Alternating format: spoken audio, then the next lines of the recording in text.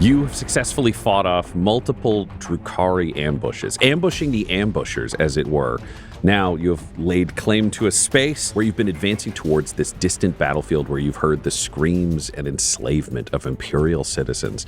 And you find yourselves in a brief moment of calm trying to see if more enemies are coming. Solomon, you were able to hear the sound of boots hitting the ground just outside of your group's collective vision. You know that the enemy are organizing and they are approaching. What do you tell the others to do? What happens? He will, as quietly as Solomon is capable of making himself, he'll be like, quickly, more Drukhari are approaching. I hear boots on the ground. We must set up an ambush for them if they're coming. Can we find a hiding spot? You are amongst the lines of shacks on either side, the businesses that line this thoroughfare. So there are spaces in between them where you could hide. You could climb on top of a shack and hide. You could go inside of a shack and hide, possibly even close the shutters over it. Some are burning. Those probably aren't great hiding spaces, but you could move slightly ahead of them or slightly behind them. We can use their tactics against them. I'm not very good at this, but I trust Morgan. You must know how to set up an ambush. Yeah, the moment that Solomon said that is a suggestion, she's looking at which building would be best, something that we can probably set up inside of, keep it close quarters, because obviously the issue has been them running away. So if we can get them all in close quarters in a kill box with us, that would be preferable. If you're looking to do that, your challenge is your two heavies are not super stealthy. Right. So you have an interesting proposition and a challenge. And Morgan, this takes you back to some of the training that you did. This was with a Mechanicus with a tremendously long binaric name. You knew them as 01010110, 011001001, 011001000, 0110010, 0110001, 011100011, which in Low Gothic translates to Vedris. Did you run that through a binary translator? Someone sent it to me. I coughed during that. Can we take it again? Get it clean. I just want to make sure that we get it for posterity. Yeah. Do it. Just start again. I think it's good. Yeah. This was the most annoying trainer to ask for. Correct. And he told you that it translated to Vedris as a Skitarii, and he refused to answer to anything other than his full designation, which meant that you learned most things and they were relayed to you directly. Yep. You did not ask a ton of questions because there was a pretty steep price to pay for each question that was asked. Mm-hmm. But the way that the Skitarii approach combat is through tremendous logic. They math out the entire experience, they deem their acceptable loss base, and then they calculate based on that for their methodology of engagement. You have two assets that are ideal for an ambush. You and Damien, both relatively stealthy, both ambush predators, both able to deal a great deal of damage in a very short period of time. Mm-hmm. And you have two assets that are in no way suited to this combat.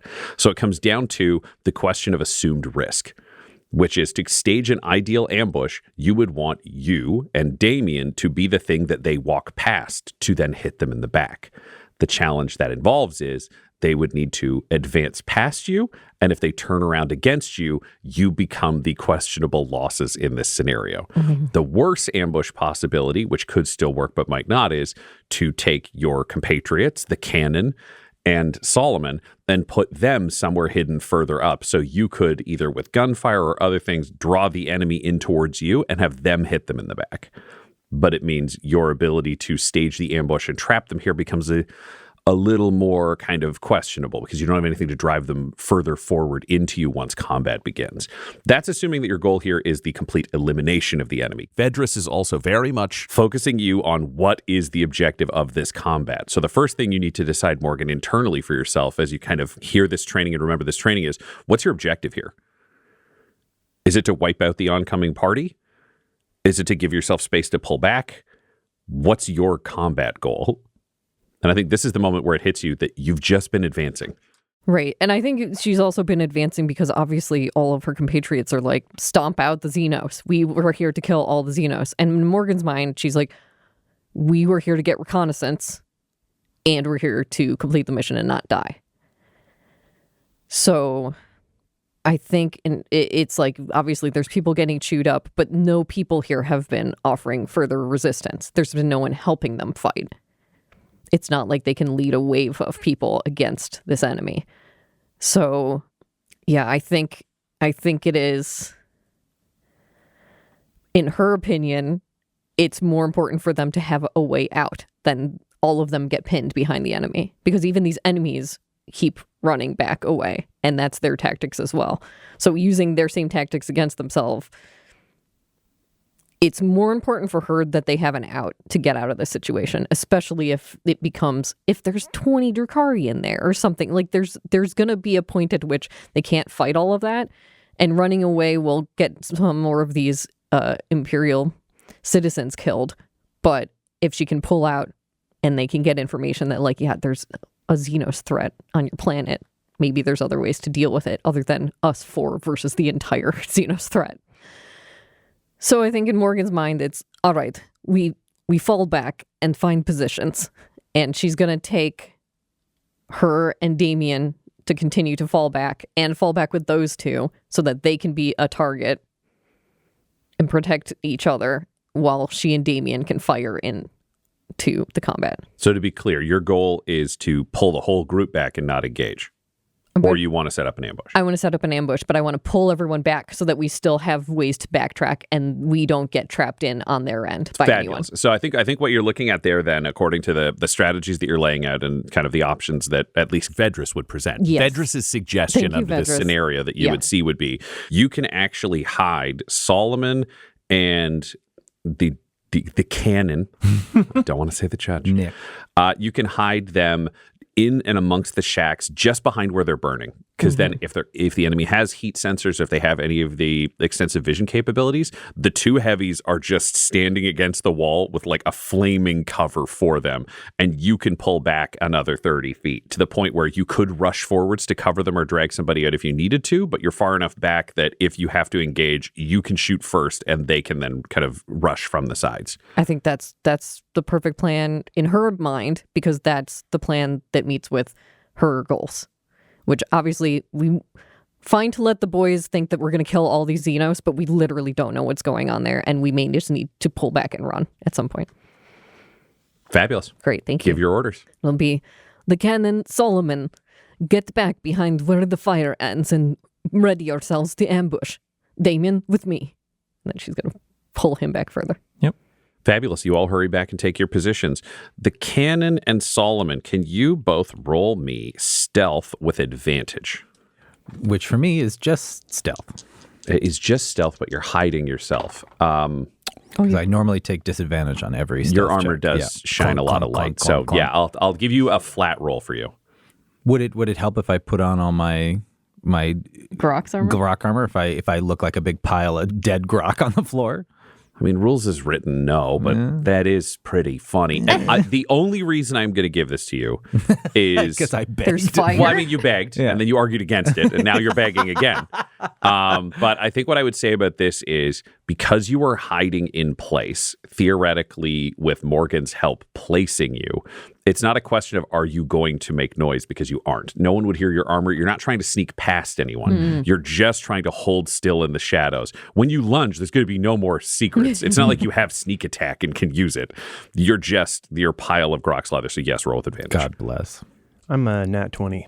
Hey, no. So does this mean like I find like some kind of like small power station, like, or a mailbox, like a pool, and I just like blend in like You just disappear like that, behind it? Yeah, no, it's like that Ooh. scene in Alien, the first one, where the alien just blends in with like a pole or something.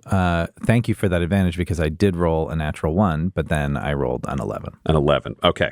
So, Judge, what I'm going to say is you find a shack that has been built out of more metallic components, and it has one flank of it that has been missing. So it's got a storefront, it's got the poles holding it in place, but the side facing kind of out and away from where the flames are, it's open. So you can actually duck into it and attack out of the flames. You're burning around, so no one would ever suspect that you were there. There is no risk of you being spotted. There's also a slat built into the front of this that is moved slightly out of position, so you can watch perfectly what is happening outside. No one will expect you to be coming, and you are going to have full vision from where you are hiding, not having to worry about hiding within that. So this is basically like Solid Snake inside of a locker. 100%. Great. I'm doing a Xenogear, everybody.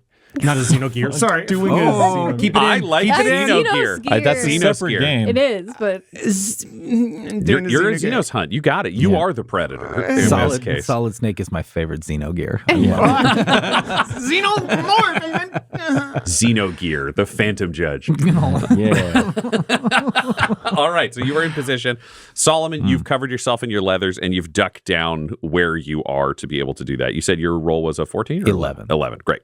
You got your 11, which is great. Morgan and Damien, how do you want to position yourselves? Again, you're amongst the many shacks. Do you want to climb on top of one? Do you want to stay in between the buildings? Do you want to go prone, leaning around the edge of something? Do you want to use like the storefront ledge to rest your rifle? What are your hiding strategies / positioning strategies? I think Damien's going to take his cues from Morgan here. She has like tactical training and he doesn't. And she's like, you two hide in these flanks. Damien, you're with me. And so Damien is just with her. He's just going to he's just going to be like a step behind you. And like, where are we going, boss? Just kind of like, yeah. yeah, I think it's inside of one of the shacks or the storefronts so that there's just a window that we could allege to rest the gun in, and then we can both be squatted down so we can have a little more cover if stuff just breaks loose. So we have sight, we have a little bit of cover, and we will probably move after we attack first, but it's like just looking down the street from an angle. Great. And are you positioned in exactly the same spot or are you on opposite sides of the street? No, we're keeping Damien with me. So we're out the same window. Great. You and Damien find a rotted fruit stand. So it has that sweet smell of fruit, but all of it's overripe. It's clear that they were trading in extras and spoiled food from above. But it means you've got the perfect leverage of the counter to be able to see out. The walls are kind of wooden slats, which is a very strange thing to imagine very poor people doing that's for bizarre. you. That's unsettling, definitely, Morgan, because wood is so tremendously expensive everywhere else in the galaxy. But here they're like, this one has a knot in it. Oh, whatever. Throw it in the That's sewer. nuts, yeah. And then they build that. But you are in position there. So can you roll me an advantage? Do you know what? I think I'm going to say with how far back you are, I can have you. I'll roll me stealth with advantage, but it'll only matter if they get within 30 feet. From further than that, the equivalent will be that you rolled the nat 20. So 21. 14. Okay. So I will say it is a 21 from outside 30 feet from you guys, and it's a 14 if they get within 30 feet from you guys. Okay. All right. Everyone is in position. I'm imagining you all would know to like sub-vocalize if anyone was closing in, so you'll have the ability to talk while people are moving down this thing. I do need you all to roll me initiative. It'll be at disadvantage for those who do not have advantage. So regular roll from the judge and Morgan, a disadvantage roll from Damien and Solomon. So you only need to roll Yeah, one. one. Yep. Natural 1 for initiative, a total of 3. Okay. But a 1. Natural 20. God damn, Judge. It's finally happening, everybody. Here we go. Fuck yeah. Fuck yeah. Judge Squad, baby. 17. Sorry, I did the math over and over. Okay. A 10 for Solomon. So right now, your order is Judge, Morgan, Solomon, Damien. Is there any of that you want to change in terms of initiative? I'm wondering, since I have a really good hiding spot, if I can eat it a little bit and still be able to maintain that hiding spot while giving Damien here. That would mean Damien is the first to be able to act when the ambush goes down. Does that feel right to the crew? I think if the ambush goes perfectly, if everything works, you guys wanted to be the ones to go first, and then we are pincering them off when they turn around and leave, right? Yeah, that makes sense to me. Yeah. Was that kind of the vibe? So if you two get the higher ones, Great. and the judge and I are sort of prepared at the back. That's great. Thank you, Judge. Yeah, okay. Does that make sense? Thanks, Great. man. So Yeah. Damien's up front, then Morgan, then Solomon, and last, from his perfect hiding space, is the judge. Fantastic. This fucking shit.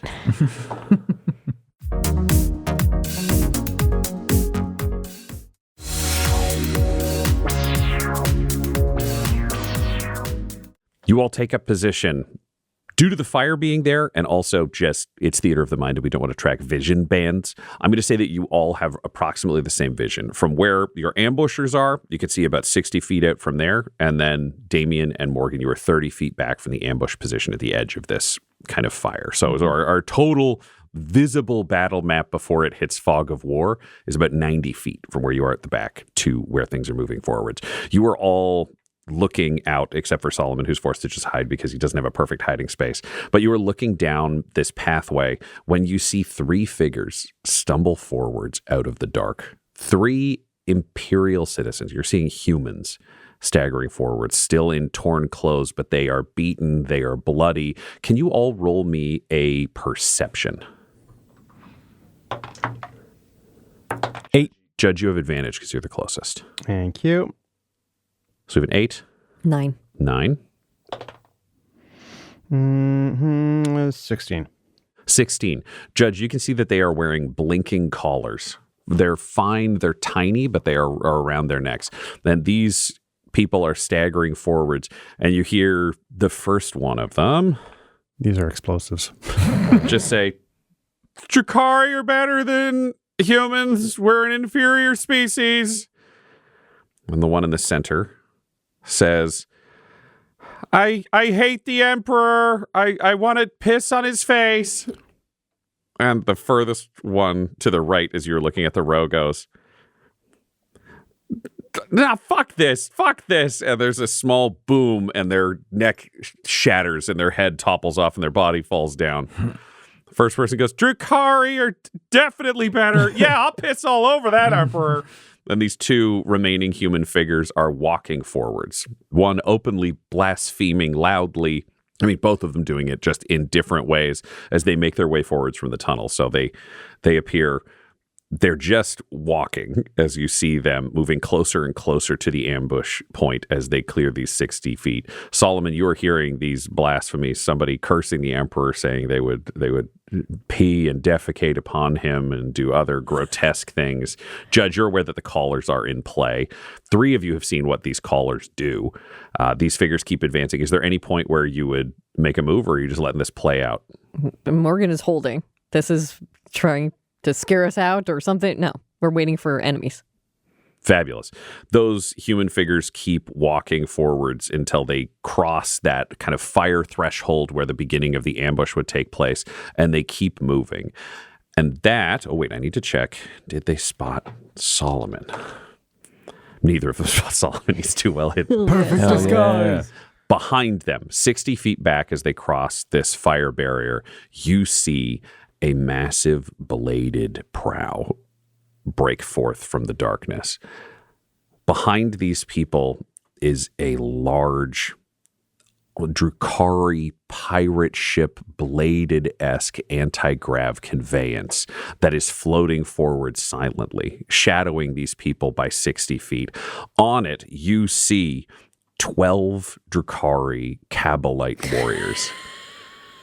These are armed and armored figures riding on the deck of this anti-grav vehicle, all of them standing unnaturally tall, unnaturally thin. They're taunting. They are speaking to each other in sibilant hisses that you can't make out where you are, but you can see their helmets turning as they look at each other. There are no faces exposed. You're not seeing the same playful level of skin exposed elsewhere. Each of them is swaggering. Like there's an element of cruelty even to the way they move, and you're seeing in their hands these long, thin rifles with like bulbous aspects towards where their hands meet, but they all end in wicked blades. Then you see that they are watching as these people move forwards. There is one large cannon at the front of this conveyance with one of the Drukhari manning it, just watching along this tunnel as they advance forwards. It moves at the exact same pace as the people. The people advance past the flame point and begin moving towards your position, Morgan and Damien. Let me know if there's a point where you would stop them. Yeah. I will start rolling for them soon as they cross that 30-foot barrier and begin moving into your space. They're still walking forward. So I'm going, the Emperor, he's a big old coward, and he stinks, and I hate him. And the other is walking along going, they're so much better. They look better than us. They fight better. We're doomed to lose. Humanity is doomed. The Drukhari are superior. They just keep staggering. You realize they have no shoes. They've been beaten up. Like they're clearly like sliced up, have been tortured, are walking forwards. Do they spot you? The one who's busy cursing the Emperor does not spot your position, but the other one does. The one who's been mentioning the Drukhari. And they just say, the Drukhari are superior. And they see you, Morgan, with your rifle, and they see Damien next to you. And they have a moment where they take a breath and they think for a brief second. And you see this person looking at you as they are 10 feet from your position. They say, I am so sorry. I just want to live. I cast Voice of the Damned, and in a low voice that I hope, Damien hopes only, people in this proximity can hear, we'll just say one word instruction, flee. And this person needs to make a wisdom save. Okay. What's the DC? It's a 14 wisdom save DC. It's a 14. With the 18 they roll, they have seen such horrors, such nightmarish horrors behind them that you do not effectively take control of their mind. But let's see this perils Speaking result. of horrors, we're good. You're good. Morgan, I will give you one bonus surprise action before we shift into combat order if you want to do something before this person acts. We have not entered combat yet. You're the only person who is aware that they have tried to do something. You've heard Damien speak. They froze for a moment, and then they've recovered themselves. They did not flee.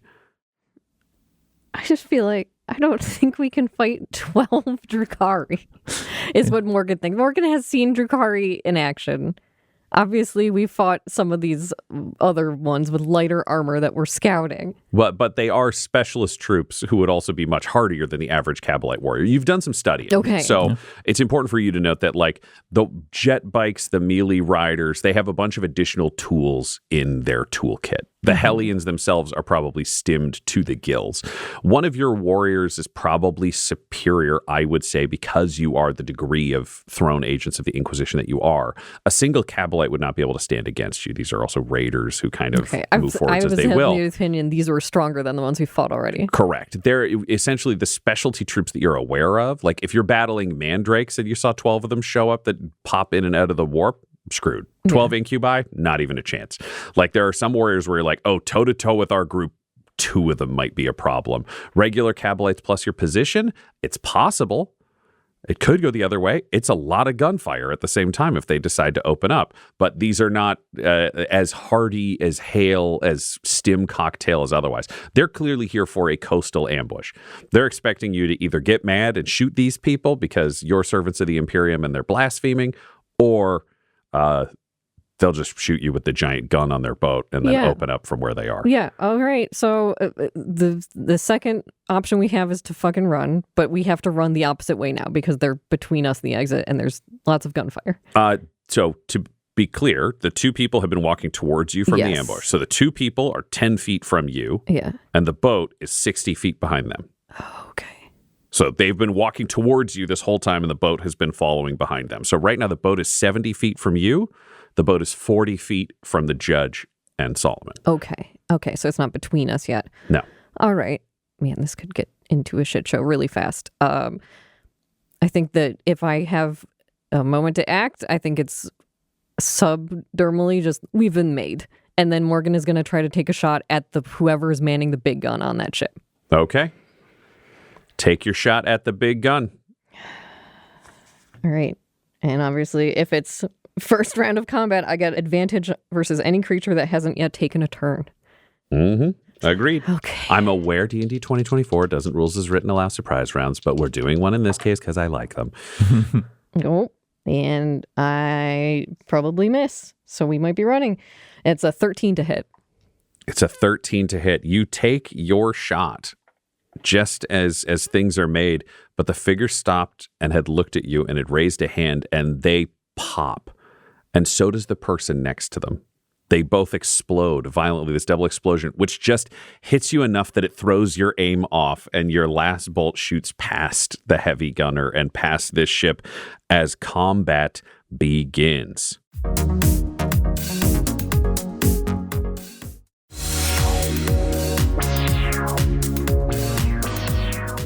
At the top of the order, Damien, The enemy is 70 feet away. Yeah. 40 feet past your compatriots who are prepared for an ambush. They have not been drawn into the ambush point yet, but they are aware that you are here, and they theoretically will start trying to make your position and return fire. Yeah. Range is very important here. A lot of my stuff caps at 60, which is just too bad, you know? I mean, if you want to combine your movement with an attempt to get closer without leaving the shacks, I would accept an athletics roll for you to like shoulder through a few flimsy walls and still maintain cover for yourself while getting within 60 feet. I'll take you up on that. Great. Roll me either. I think, it's got to be athletics because you got to break through shit. Yeah. Okay. Athletics is +0. So that's a 19 athletics. 19, you managed to kind of get up and shoulder your way through 3 walls. You still have cover within a shack, but you are within range to be able to attack. Yeah. Damien will kind of like spring up from the crouch. He had the light crossbow in his hands because it's like the weapon he's most familiar with and has the best kind of range. But he just like drops that, kind of springs from his position. We'll say to Morgan, like, get going. I'll be right behind you. And he'll like just shoulder like through these weak, flimsy walls, move ahead. And he will, this feels pretty crucial. He's going to bust out one of his 2 spends on innate sorcery. And so the eyes begin to glow. The flaming horns flicker up from his forehead, just like through the hat. Not like burning anything or anything like that, but it's like they are present now. And he will cast Warpfire Sphere at maximum range, 60 feet. He's going to create a 5-foot diameter ball of warp fire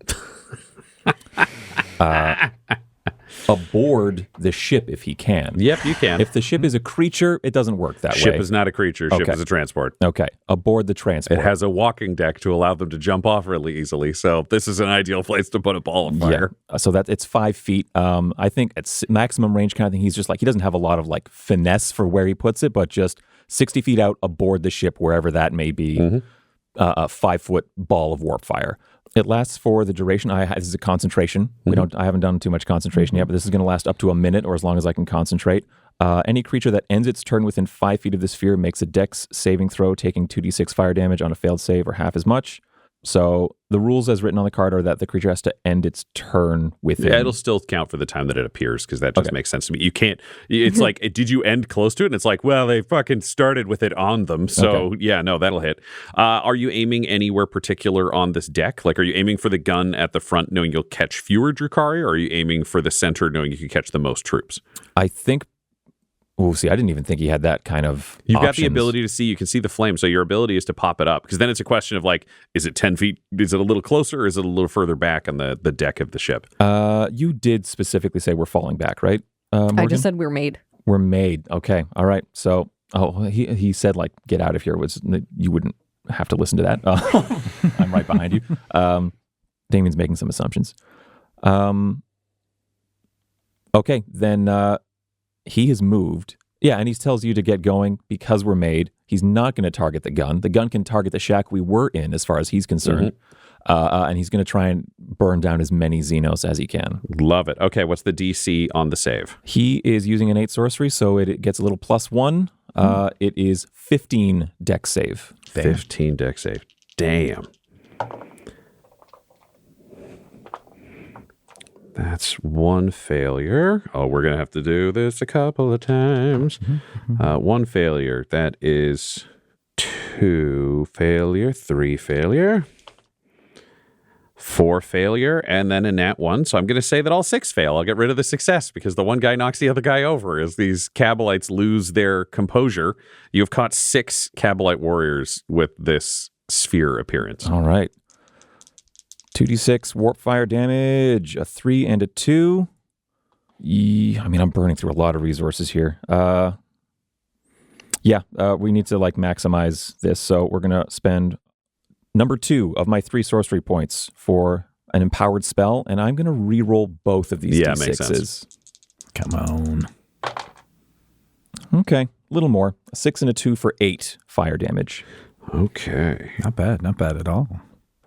And I am concentrating. This flaming warp sphere appears in the central deck, setting several Kabalite warriors alight. You hear keening and shrieking at a higher pitch than any human could create, and also at a more beautiful and mellifluous pitch. And you hear the other Kabalite warriors laughing. Excellent. Because as a bonus action, I can move the sphere up to 30 feet. So let's see how fucking funny it is. As you roll it forwards across the deck. Yeah. Okay. Yep. Are you moving towards the front gun or towards the back section of the ship? It's towards the back section where I driver, think there's yeah. more laughing, where the laughing is, I think. The laughing. Yeah, they're laughing from all around, but there is more behind them. Okay. Well, shit. DC 15 deck saves. One success, 2 successes, and a failure. Okay.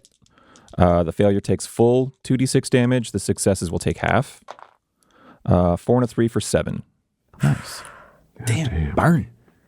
We're going to burn it down. And in case it's worth tracking, and I hope it is, flammable objects that aren't being worn or carried start burning if touched by the sphere. It sheds bright light in a 20-foot radius and dim light for an additional 20 feet. So if this ship starts to catch fire or take any kind of... The ship itself is metallic and would not, but several of the sails have been made out of flayed and treated human skin, so lovely. those start to catch fire. So you're looking at this bladed Drukhari anti-grav transport ship with its large kind of pointed triangular sails, only the sails are starting to burn up above where the Drukhari are in position. Okay. Well, fuck me. Holy These fuck, Drukhari Tyler. are fucked. Holy shit, Tyler. Oh, no. Morgan. Drew carries. I want to make sure we caught that. These Drew carries are fucked. Thank you very much, Guy Bradford. Yeah. Cleveland rocks. Cleveland rocks. Yeah. Morgan. Yep. Warp fire has burst out across this Drukhari transport. It has caught several Kabalite warriors on fire or burnt as it is happening. You've been made. What do you do? Morgan was poised to move, and then it was like Damien ran in, told her that she could leave. But as soon as she saw all of those Drukhari on fire, because she's sighting down this rifle, and there's more light, everything like that, she's doing a slow breath out, aiming at that same target, the Kabalite warrior on the big lance at the front, trying to take him out. All righty. Oh, sweet God. Okay, that's a little better. That's a 22 to hit. That will hit. Okay, then I'll get the sneaky attacky. Not great, but something. 7 plus 4 for 11 damage. 11 damage. Very nice. The heavy gunner is shot through the helmet, through the eye lens, and dies. Hell yeah. Fuck yeah. Damn. Holy fucking shit. Is that the into cannon it. guy? That is the Yes, cannon guy. a So the big heavy gun. gunner has been eliminated at sweet. the front Out of of this. there. A single last bolt through the head of the heavy gunner. Yep. That's it. That's my whole everything. I can't move. I can't. That's right. That's Because the, I the aimed. cost Yep. of that. Oh, wow. That was a gamble. Yep. Staying put where Staying you're being put. made. Correct. Yep. All right. So some of the Drukhari begin to act. Okay. One of them dashes forwards to take up the heavy gun. But they need to see if they can spot where you are. They have advantage for their roll, but your stealth, because they are far enough away, is a 21. With a nat 20, they spot you, so they know roughly where the position is. They turn this splinter cannon towards your position, and they will open fire on you. Well, I tried. You're going to be fine. You're going to be fine. You have cover. Yes. 3/4 cover because you were ducked down and you were hidden, which means we add 5 to your AC. So what is Okay. your AC currently? It's 16 currently. 16 currently. Okay, they get 3 shots out of this cannon towards your position. For all of you kind of witnessing this or hearing this happen, you're not hearing what you would expect. You're used to the boom of ammunition as this is happening. But this is silent, wickering splinter fire. It's like you're hearing like dozens, if not hundreds, of small shuriken just flitting through the sky, only at the speed of a machine gun firing off of a vehicle as they begin to pepper the wood and other things around you. That's a nat 1. Okay. That is 14, which will not hit. And It's an 18 to hit. Thank fuck.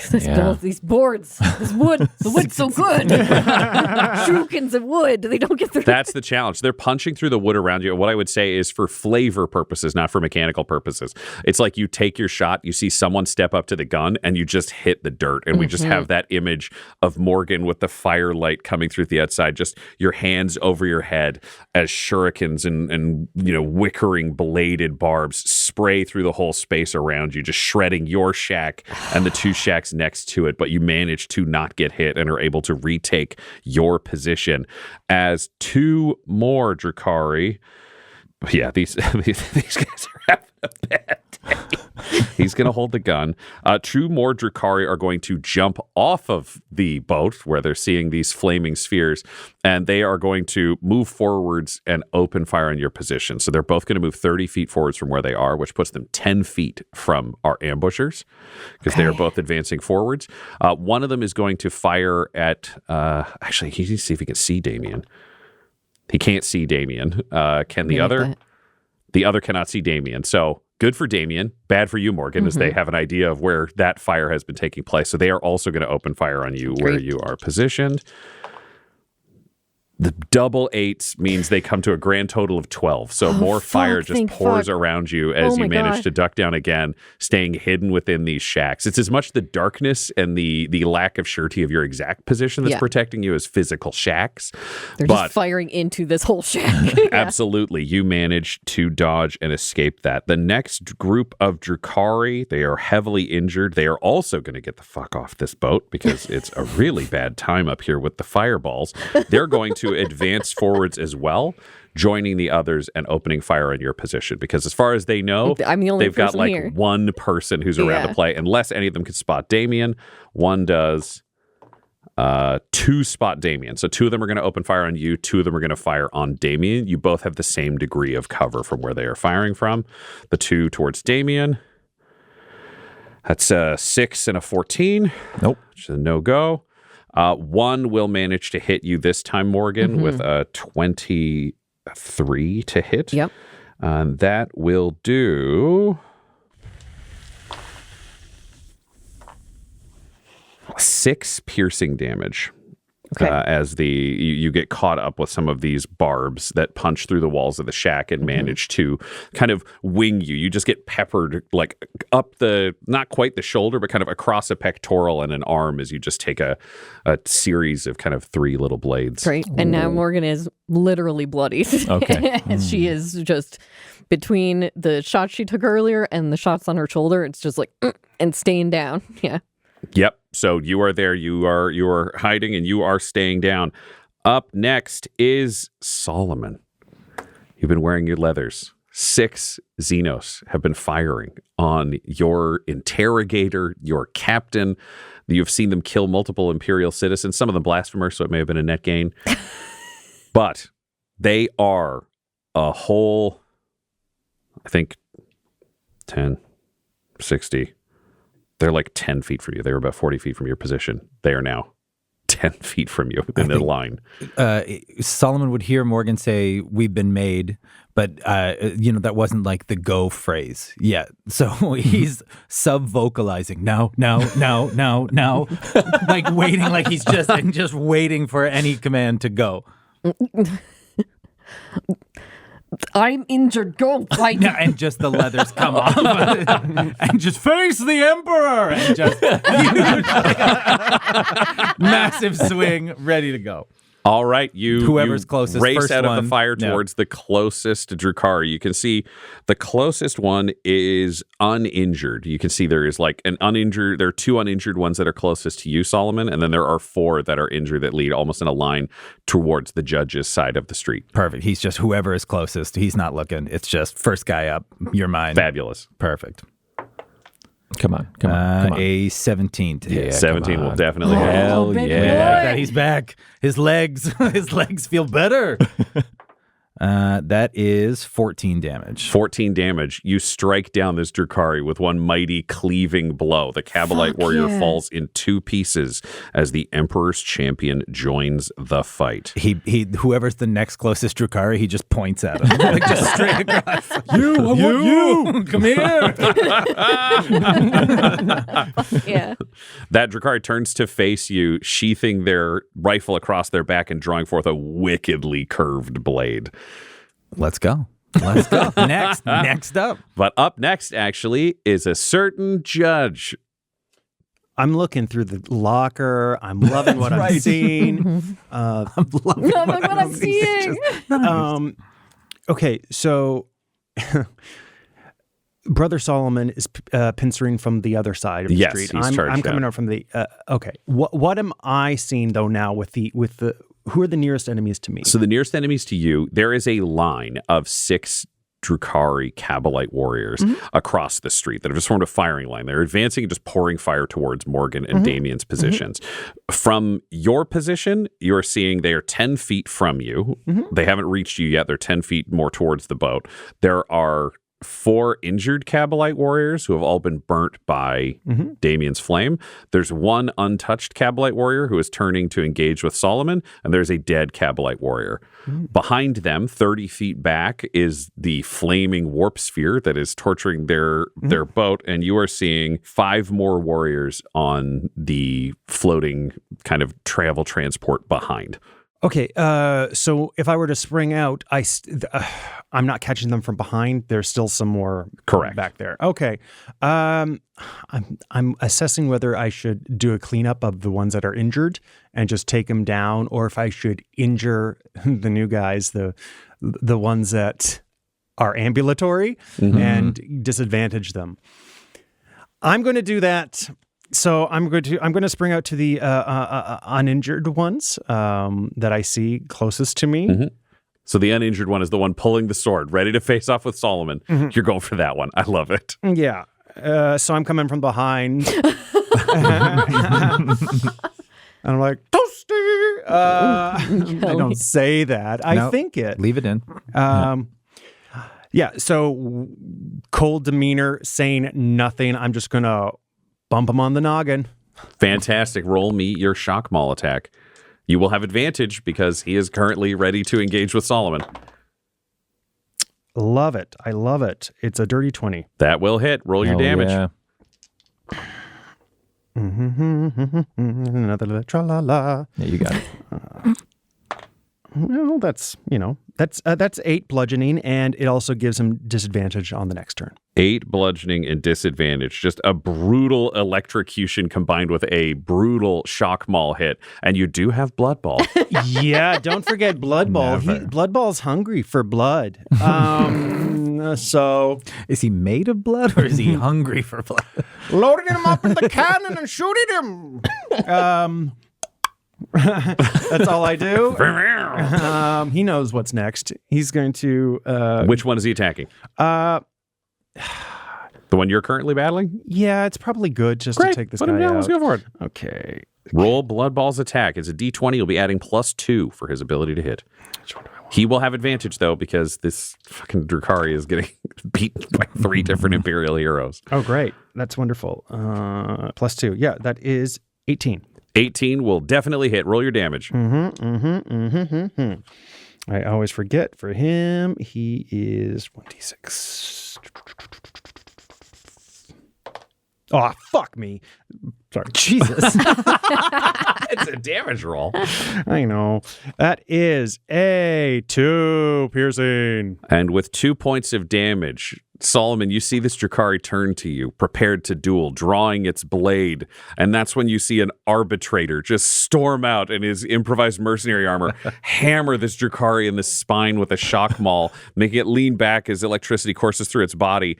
And Blood Ball, the cyber mastiff, charges forward, leaps into the air with its chain blade jaws revving, closes them around the Drukhari's neck, yanks down, and the head is separated from the body as you two Imperial heroes are sprayed with the blood of the xenos in an ambush against the Drukhari Cabalite warriors underground. And that's when The rest of the Drukhari on the ship get involved. This episode of Agents of the Inquisition features the voices of Del Borovic, Guy Bradford, Josh Halbot, and Tyler Hewitt, alongside Dungeon Master Ryan LaPlante. This episode was edited and mixed by Laura Hamstra, and Agents of the Inquisition's artwork was created by Del Borovic. Our theme song is The Hordes by Megan McDuffie, and our ad breaks use the tracks No Control and Chiefs by Jazzar, whose music was provided by freemusicarchive.org. For all things Dum-Dums and Dice, including merchandise, you can visit dumdumdice.com or find us on social media at dumdumdice. If you want to support the show or get an ad-free version, go to dumdumdice.com/join. That's dumbdice.com/join. Again, that's dumdumdice.com/join. Though the team is working under special condition, this podcast isn't, so tell your friends about Agents of the Inquisition and join us next episode. Robute Gilliman himself commands it.